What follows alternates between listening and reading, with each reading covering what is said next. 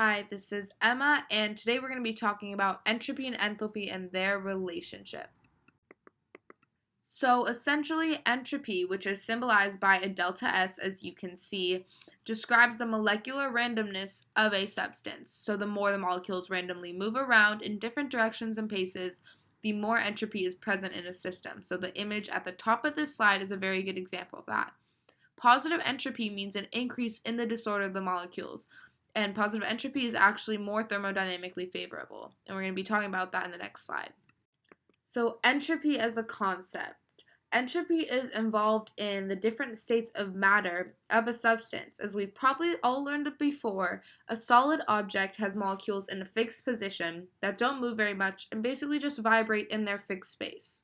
A liquid's molecules have slightly more freedom and space to move. A gas, on the other hand, has the molecules with the most freedom and space to move around the container as they please. Based on this concept, it is logical to infer that a solid will have the least amount of entropy because its molecules are bound together and have the least amount of freedom to move around randomly.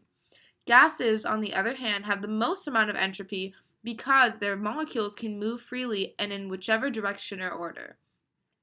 Another important concept is thermodynamic favorability, which essentially means the likelihood that a reaction will occur. At the bottom of the slide, we see two images of bricks, one in an ordered fashion built as a pyramid, and the other on the right with bricks scattered all over the place in random order.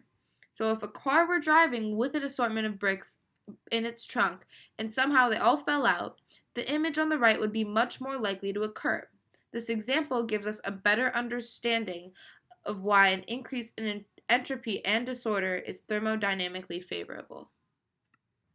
Alright, so on a different note, enthalpy, which is symbolized by the delta H, describes the heat content of a system. There are two types of reactions that involve heat content.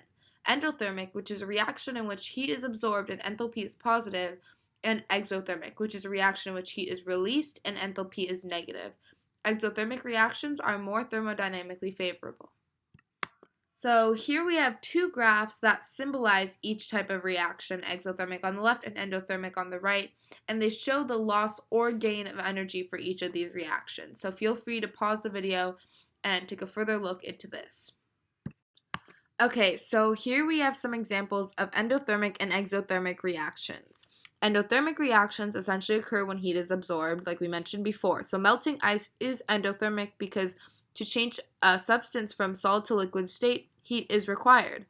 Exothermic reactions, which are on the right, occur when heat is released and is composed of the reactions below. So freezing water into ice is a good example because it shows the contrast between the two reactions. In this case, the heat in the liquid water is being released and it allows for the substance to become solid ice.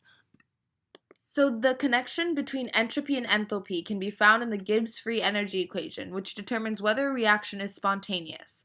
A spontaneous reaction will occur without intervention and occurs when the delta G value of a substance is negative and thus thermodynamically favorable. To determine whether G will be negative, you must plug in the values for entropy, enthalpy, and temperature. The photos on the right represent a good visual of the difference between a spontaneous and non-spontaneous reaction.